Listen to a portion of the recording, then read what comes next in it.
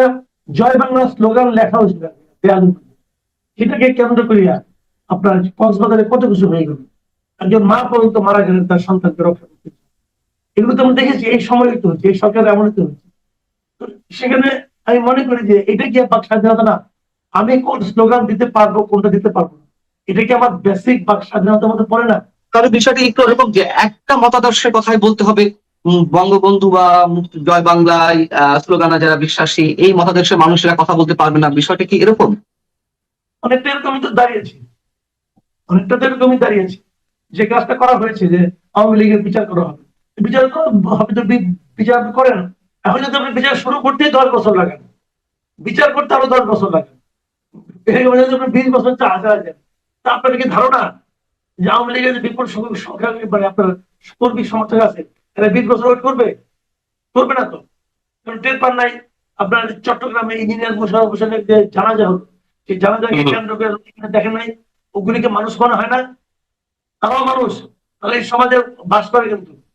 এরকম সব জায়গায় এরকম মানুষ আছে, চট্টগ্রাম না, সব জায়গায় আছে। তো তাদেরকে আপনি কতদিন অবদমিত করে রাখবেন? কতদিন তাদেরকে জুজুর ভয় দেখাবেন? কতদিন তাদের আপনি পুলিশ দিয়ে আটকাবেন? কয়দিন আটকাবেন? এটিকে কেন্দ্র করে অদূর ভবিষ্যতে কোনো ভূ রাজনৈতিক জটিলতার সৃষ্টি হতে যাচ্ছে কিনা, যাচ্ছে তো বটেই, মানে সেটির সম্ভাবনা কতটা প্রকট এই এই আমি মনে করি উদ্যোগটি আপনার কাছে? আমি আমি মনে করি এটা নিয়ে আগামীতে ঝামেলা হবে এবং আমরা বড় বিপদে পড়বো। এবং সেই বিপদ যখন পড়বো, সেই বিপদ থেকে উদ্ধারের খুব সহজ কোনো উপায় থাকবে না। আমরা অলরেডি আমাদের স্বাধীনতা সার্বভৌমত্ব আমি মনে করি একটা হুমকির মুখে পড়ে গেছে অলরেডি। আমি এক জায়গা থেকে তেল কিনবো, মনে করেন রাশিয়া থেকে তেল কিনবো, তেল বেচবে রাশিয়া, কিনবে বাংলাদেশ, অনুমতি নিতে হবে আমেরিকার কাছ থেকে। এর নাম যদি স্বাধীনতা হয়, তাহলে স্বাধীনতার ডেফিনেশন নতুন করে শিখতে হবে জাতি। আমন্ত্রণ জানাচ্ছি প্রিয় দর্শক, মানচিত্রের নিয়মিত আয়োজন কথোপকথনে আজকে আমাদের সঙ্গে যুক্ত রয়েছেন আলোচনায় অতিথি হিসেবে সিনিয়র সাংবাদিক এবং কলামিস্ট মাসুদ কামাল। মাসুদ কামাল, আপনাকে স্বাগত জানাচ্ছি আমাদের অনুষ্ঠানে। শুরুতেই যে বিষয়টিতে আপনার একটা প্রতিক্রিয়া চাই, সেটা হচ্ছে যে আপনার মূল্যায়ন, সরকার গঠন হয়েছে কেবলমাত্র 3 মাস কয়েকদিন, 3 মাস 5 দিন বা 6 দিন, এর মধ্যে নানান মহল থেকে একটা আশঙ্কা যে রাজনীতির ঈশান মেঘে কালো, মানে ঈশান কোণে কালো মেঘ জমতে শুরু করেছে, যে কোনো সময় যে কোনো কিছু ঘটতে পারে, একটা সাংঘর্ষিক পরিস্থিতির দিকে যাচ্ছে। এবং প্রধানমন্ত্রী তারেক রহমান সাহেব তিনি নিজেও এই আশঙ্কা প্রকাশ করেছেন যে দেশে একটা অরাজকতা সৃষ্টির চেষ্টা চলছে। আপনার কি মনে হয় যে সন্দেহগুলো প্রকাশ করা হচ্ছে এগুলো শুধুমাত্র এই রাজনৈতিক ইসলামবাদী করছেন, অথবা প্রধানমন্ত্রী তার জায়গা তার মতো করে বলছেন, নাকি কোনো বাস্তবতা দেখছেন আপনি? আমার কাছে মনে হয় এগুলো আসলে রাজনীতি, রাজনৈতিক কথা বলতে হবে, বলতেছে। আমি এখন পর্যন্ত মানে অরাজকতা সৃষ্টি যে কোনো সময় হতে পারে, যে কেউ করতে পারে। যদি কারোর মধ্যে ক্ষোভ থাকে, কারোর মধ্যে মানে ক্ষোভের প্রতিবাদ করার মানসিকতা থাকে, এবং যদি তাদের সংখ্যা অনেক বেড়ে যায়, তাহলে এটা হতেই পারে, এটা অস্বাভাবিক কিছু না। তো সেরকম সংখ্যা তো কিছু আছে, এরকম সংখ্যা আছে। এরকম আমি যেমন হয় আওয়ামী লীগ যারা করেন, তাদের মধ্যে তো একটা এক ধরনের বেদনা আছে, এক ধরনের ক্ষোভ আছে, এবং তাদের সংখ্যা তো আপনি ইগনোর করতে পারেন। এখন তারা যদি কিছু একটা করতে চায়, অরাজকতা হতে পারে। কিন্তু তাছাড়া আমার কাছে যেটা মনে হয় যে এমনিতে সরকার পরিচালনার ক্ষেত্রে ব্যর্থতার জন্য যে ক্ষোভ, অনেক সময় হয় না যে সরকার ঠিক মতো দেশ চালাতে পারছে না, মানুষের চাহিদা ঠিক মতো মেটাতে পারছে না, এই কারণেও কিন্তু ক্ষোভ হয়। মানুষের প্রত্যাশাগুলোকে আপনি থামিয়ে দিচ্ছেন, মানুষের বাক স্বাধীনতায় হস্তক্ষেপ করছে।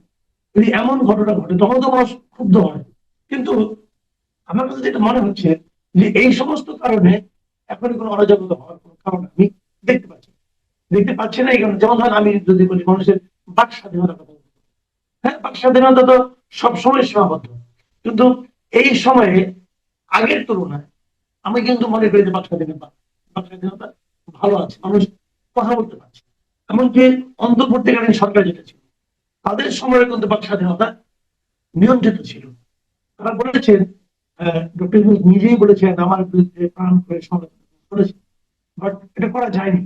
বিভিন্ন পত্র পত্রিকা যারা ছিলেন, আমাদের বন্ধু বান্ধব ছিলেন, তারা তো বিভিন্ন সময় এই সমস্ত কথা বলেছেন আমাদেরকে।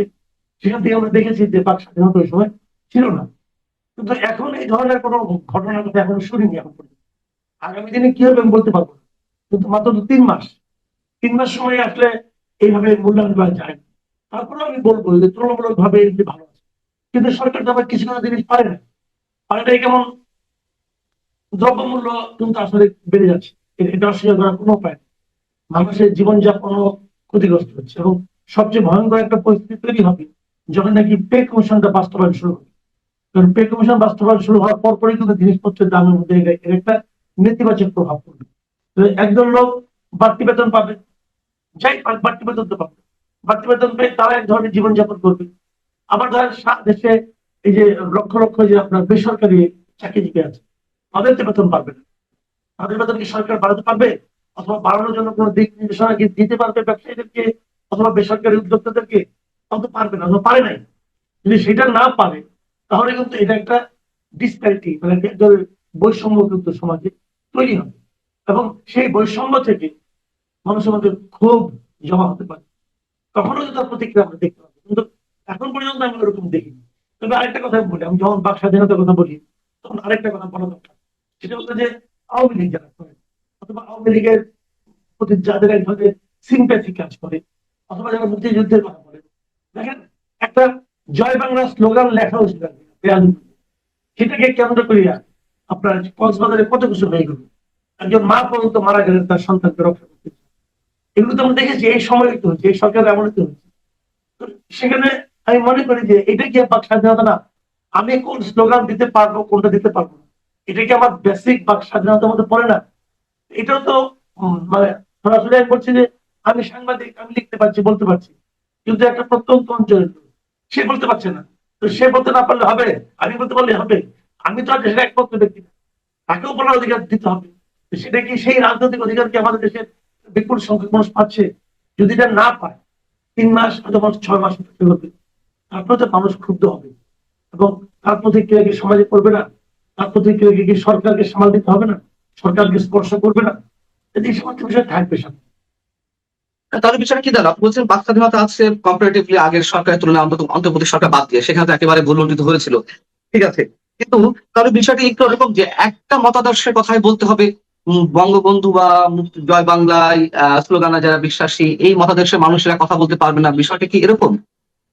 অনেকটা এরকমই তো দাঁড়িয়েছে, অনেকটা তো এরকমই দাঁড়িয়েছে। যে কাজটা করা হয়েছে যে আওয়ামী লীগের বিচার করা হবে, বিচার করা হবে তো বিচার আপনি করেন, বিচার করতে তো কেউ না করে নাই, এই বিচার শুরু হচ্ছে না কেন? যদি মনে করেন যে আওয়ামী লীগকে চলতে দেওয়া হবে কি হবে না এটা বিচারের মাধ্যমে তারা স্থির করবে, এটা অন্তর্বর্তীকালীন সরকার সিদ্ধান্ত নিয়েছে, এই সিদ্ধান্তকে নিয়ে এই সরকার এগিয়ে নিয়ে যাচ্ছে। ওকে, যদি বিচার করেন, এখন যদি আপনি বিচার শুরু করতে 10 বছর লাগান, বিচার করতে আরো 10 বছর লাগে, এরকম যদি আপনি 20 বছর চালাচ্ছেন, আপনার কি ধারণা যে আওয়ামী লীগের যে বিপুল সংখ্যা মানে আপনার কর্মী সমর্থক আছে এরা 20 বছর ওয়েট করবে? করবে না তো।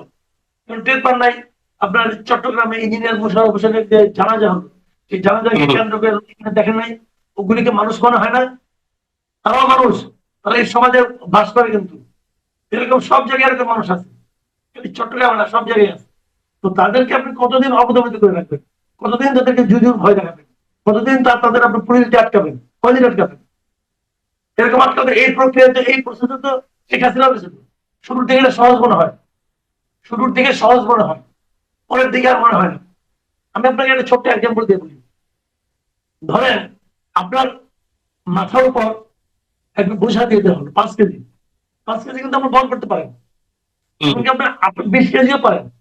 ধরলাম 5 কেজি দিলাম, এখন এই 5 কেজি নিয়ে আপনি মানে 5 গজ যাইতে পারবেন, 50 গজ যাইতে পারবেন। যদি আপনাকে 5,000 গজ যাইতে বলে তখন কিন্তু আর পারবেন না, তখন এই 5 কেজি কিন্তু অনেক ঝামেলা হয়ে যাবে। তো ওরকম আপনি যে প্রেশারটা দিয়ে রাখছেন এটাতে একসময় প্রেশারটা বাড়তে থাকবে এবং আপনাকে এটা বহন করতে হবে। আপনি 3 মাস বহন করতে পারছেন, টের পান নাই, অল্প অল্প টের পাচ্ছেন, 6 মাস পরে টের আরো বেশি পাবেন। আপনাকে এটা বয়ে বেড়াতে হবে। আমি সরকারকে বলছি, সরকার তো মনে করেন দেশ পরিচালনা করছে, এখন দেশ পরিচালনা করতে গিয়ে তার মাথার উপর 5 কেজি ওজনের একটা আওয়ামী ক্ষোভ রয়ে গেছে। এই ক্ষোভটাকে 5 কেজি দিয়ে স্থির থাকবে না, এটা বাড়বে, এটা বাড়তে থাকবে এবং আপনাকে বহন করতে হবে। আপনি কতদিন বহন করবেন? যদি এটাই বহন করতে আপনি সমস্ত মনোযোগ দেন তাহলে বাকি কাজ কখন করবেন? কাজে এই বাকি কাজ যেটা করবেন সেটা দিয়ে তো আপনি আমাকে মূল্যায়ন করবেন। অনেকগুলো ঝামেলা এখানে আছে কিন্তু। যেমন আওয়ামী লীগের একটা বড় অংশ আমি যতদূর জানি তারা কিন্তু এই নির্বাচন গত নির্বাচনে তারা বিএনপিকে ভোট দিয়েছে। আমার সঙ্গে অনেকে আলাপ হয়েছে, তারা বলেছে যে আমরা বিএনপিকে ভোট দিতে চাই নাই, কারণ বিএনপি 5ই আগস্টের পরে আমাদের নামে আমাদেরকে প্রত্যন্ত অঞ্চলে, গ্রামাঞ্চলে, উপজেলা পর্যায়ে অনেক অত্যাচার করেছে, টর্চার করেছে, আমাদের বিরুদ্ধে মামলা মোকদ্দমা দিচ্ছে, সব করছে বিএনপির লোকজন। কাজে আমরা বিএনপির উপর ক্ষুব্ধ ছিলাম, আমরা ওদের জামাতকে ভোট দিতে চাইতাম। কিন্তু শেষ মুহূর্তে আমরা চিন্তা করছি যে আওয়ামী লীগ করে দাঁড়িপাল্লায় ভোট দিব, এই চিন্তা করে আমরা পরে এবার শেষ পর্যন্ত ধানের শীষে ভোট দিয়েছি। অনেকে ভোট দেয় নাই, অনেকে কোথাও ভোট দেয় নাই, কিন্তু যারা দিয়েছে তারা এরকম করেছে। এরকম এটা আমাকে অনেকে বলেছে আর কি, আমি জানি না এটি প্রকৃত চিত্র কিনা। না, বাস্তবতা আছে। সাথে আরেকটা জিনিস আপনাকে মনে করিয়ে দিই, বিএনপির শীর্ষ নেতৃত্বের জায়গা থেকে তো আওয়ামী লীগের ভোট চাওয়া হয়েছে, ওপেন আওয়ামী লীগ নেতা কর্মীদের ওপেন ভোট চাওয়া হয়েছে, এবং আওয়ামী লীগের অসংখ্য নেতা কর্মীরা এই বিশ্বাস থেকেও ভোট দিয়েছেন। বিএনপি যেহেতু সরকার গঠন করতে যাচ্ছে এবং বিএনপি ক্ষমতা এলে তাদের রাজনৈতিক কার্যক্রমের উপর যে নিষেধাজ্ঞা সেটি তুলে নেওয়া হবে, সেই বিশ্বাস থেকেও তো অনেকে ভোট দিয়েছেন, অসংখ্য নেতা করে ভোট দিয়েছেন, এবং সেন্ট্রালি কেন্দ্রীয় পর্যায়ে তাদের ভিতরে একটি বৈঠক বা অনেক ধরনের বৈঠক হয়েছে, এগুলো আমরা শুনেছি যে হ্যাঁ, ধানের শীষে ভোট দিতে হবে, তাহলে আওয়ামী লীগের রাজনৈতিক প্রক্রিয়াটা আরো সহজ হবে। তো সেই জায়গা থেকে তাদের মধ্যে থেকে এই মুহূর্তে একটা প্রতিহিংসা কাজ করছে না, যে না তাদের সাথে বিট্রে করা হয়েছে এরকম কিছু? না না না না না, এই শব্দটা প্রতিহিংসা হতে পারে না আমার ধারণা। এটা হচ্ছে একজন আচ্ছা। হতাশা, একজন হতাশা কাজ করছে। তারা ভেবেছিল যে তারা মানে ওই অধ্যাদেশটা, যে অধ্যাদেশটা নাকি অন্তর্বর্তীকালীন সরকার করেছিল, সেটা হয়তো এরা বাতিল করে দিল। যারা বাতিল করেনি, এই জন্য এক ধরনের হয়তো তাদের মধ্যে হতাশা কাজ করছে। কেন করছে? আচ্ছা। আবার পাশাপাশি আরেকটা জিনিসও কাজ করছে, সেই জিনিসটা আমি বলি। তারা এখন চুপ আছে যে কারণে, তারা ভেবেছে যে সরকার যদি, মানে বিএনপি যদি জাতীয় সংসদে এই অধ্যাদেশটাকে বাতিল করে দিত, তাহলে এই জামায়াত অথবা এনসিপি তাহলে যৌথভাবে বিএনপির বিরুদ্ধে আন্দোলন শুরু করতো। ওই যে তারা একটা স্লোগান দেয় না, যে নৌকা ধানের শীষ, এক সাপের কিন্তু দুই সাপের এক শীষ, এই ধরনের কথা তারা হয়তো বলে এই গভর্নমেন্ট বিব্রত করার চেষ্টা করে। এরকম একটা ধারণা ছিল যে করবে, কিন্তু যখন নাকি না, যখন ওটা তারা বাতিল করে দিল না, মানে ওটা রাখলো, ওটাকে আইনে পরিণত করলো, তখন তাদের মধ্যে কিন্তু দ্বিতীয় একটা চিন্তা কাজ করছে। দ্বিতীয় চিন্তাটা হলো যে তাহলে হয়তো বিএনপি এটা নিয়ে আইনগত ভাবেই যাবে, আইনগত ভাবে গেলে পরে ট্রাইব্যুনালে একটা দলকে নিষিদ্ধ করার মতো ঘটনা ট্রাইব্যুনালের হাতে থাকবে, তথ্য প্রমাণ এটা হয়তো নাও থাকতে পারে।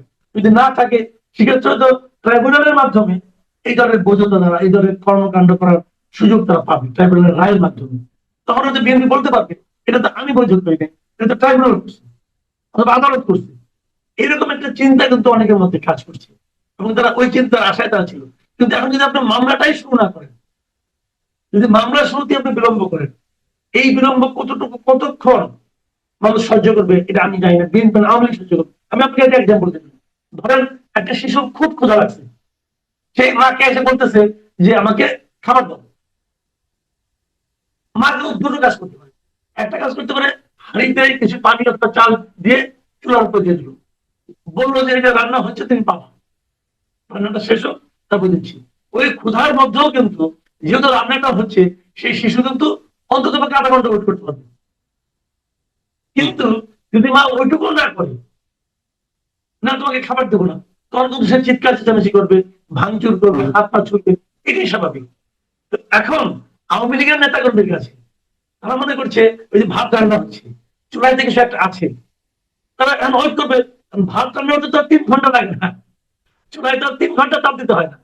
যখন দেখবে যে ভাত রান্না হওয়ার স্বাভাবিক সময়ের চেয়েও বেশি সময় অতিক্রান্ত হয়ে গেছে, তখন তারাও কিন্তু অবিশ্বাস করবে। এবং এই অবিশ্বাস, মানে শিশুর গায়ের শক্তি কিন্তু মায়ের চেয়ে বেশি না, তারপরেও শিশু যদি বেয়ারাপনা করে, মার পক্ষে খাওয়ানো কঠিন হয়ে যায়। এই যে একটা প্রশ্ন, যে আপনি বলছেন যে মানুষের যে বেসিক নিড গুলা এগুলো যে পূরণ না হয়, বা দ্রব্যমূল্যের যে ঊর্ধ্বগতি ইত্যাদি ইত্যাদি, কিন্তু আহ আরো নানান বিষয়ে যে একটা অস্থিরতা, মনে করেন যে মার্কিন চুক্তি নিয়ে, এটা হয়তো সাধারণ মানুষ বোঝে না, কিন্তু এর যে ইম্প্যাক্ট পড়বে সবকিছুতে, আমাদের এখানেও দ্রব্যমূল্য বৃদ্ধির বিষয় রয়ে গেছে, আমাদের যে অতিরিক্ত দামে জ্বালানি নিয়ে আসতে হবে, আমাদের অন্যান্য যে বিষয়গুলো দরকার নাই সেগুলো নিয়ে আসতে হবে, আমাদের যে রাজস্ব আহরণ সেটির উপরে চাপ পড়বে, সে বোয়িং বিমান টিমান কিনা ইত্যাদি, একটা সাথে একটা রিলেভেন্ট। এই সব কিছু মিলিয়ে কি মানে কি বলে এটাকে, কারণ পাকিয়ে যাচ্ছে শুরুতেই কি সরকার একটা অগোছালো পরিস্থিতি? হয়তো বা পাকিয়ে যাচ্ছে, কিন্তু এটা কিন্তু এখনই দৃশ্যমান না। এর নেতিবাচক প্রভাবটা এখনই সমাজে পড়া শুরু করেছে এরকম বলা যাবে না। না, হ্যাঁ, এটা একটু সময় লাগবে। সেটা হচ্ছে যে মার্কিন চুক্তি নিয়ে যখনই এই মুহূর্তে কোনো প্রশ্ন উঠছে, সরকার দলের সংসদ সদস্য বা মন্ত্রী বা নীতি নির্ধারকদের অনেকেই কমন একটা কথা বলছে, এই কথা আমরা সবসময় শুনে থাকি, যে দেশ বিরোধী কোনো চুক্তি বিএনপি করা, দেশ বিরোধী কোনো বিষয় বিএনপি দ্বারা সম্ভব হবে না। কিন্তু এই যে যে নানান ধরনের যুক্তি তর্ক উপস্থাপন করে এটি কতটা ক্ষতি বাংলাদেশের জন্য, কতটা হুমকি নানান পক্ষ থেকে বোঝানো হচ্ছে, কিন্তু বিএনপি ওই একটি শব্দই ব্যবহার করছে, একটি বাক্য, দেশ বিরোধী কোনো চুক্তি বিএনপি করবে না। আপনি কি মনে করেন যে প্রক্রিয়া চুক্তি বিএনপি চুক্তি কয়দাই করবে না, এটা ঠিক। কিন্তু বিএনপি হ্যাঁ। যদি আগের করা চুক্তি, ঠিক বিএনপির দায়িত্ব নেওয়ার ঠিক 1 সপ্তাহ আগে অথবা 10 দিন আগে, 10 দিন তো না, 9 তারিখে চুক্তি হলো, তারা দায়িত্ব নিল আপনার 17 তারিখ না 18 তারিখে, 9 দিন পরে, তাই না?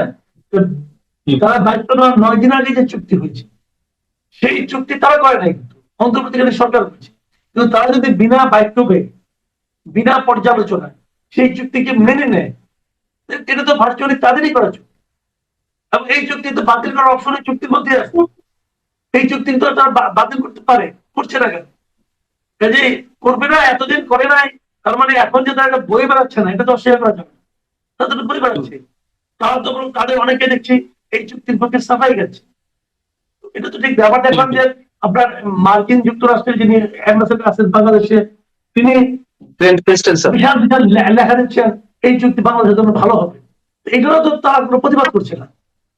সরকার তো পররাষ্ট্র মন্ত্রণালয় উচিত ছিল এই বক্তব্যের প্রতিবাদ করা। তারা প্রতিবাদ যখন না করে, সরি, আমি আপনার কথা ইন্টারাপ্ট করলাম। প্রতিবাদ করবে কেন? যেখানে অর্থ উপদেষ্টা, সরকারের অর্থ উপদেষ্টা রাশেদ আল তিতুমির, তিনি নিজে বলছেন এই চুক্তির প্রতি আমাদের শ্রদ্ধা প্রদর্শন করা উচিত, সেখানে মার্কিন রাষ্ট্রদূতের কথায় প্রতিবাদ করবে কেন? তাহলে তারা যে চুক্তিটা করে নাই, এই কথাটা তো ধরবে ঠিক না। যেই করুক, তাদের বহন করছে, তারা যদি মেনে নিচ্ছে, তারা বলছে যে এটি ভালো, তখন ভালো চুক্তি হচ্ছে। তাহলে সরকার বলছে ভালো চুক্তি, আমি আপনি বলছি খারাপ চুক্তি, তাহলে এখন ওই দুইটার মধ্যে কি হবে এটা হয়তো বাস্তবে দেখা যাবে। তাহলে এটিকে কেন্দ্র করে অদূর ভবিষ্যতে কোনো ভূ রাজনৈতিক জটিলতার সৃষ্টি হতে যাচ্ছে কিনা, যাচ্ছে তো বটেই, মানে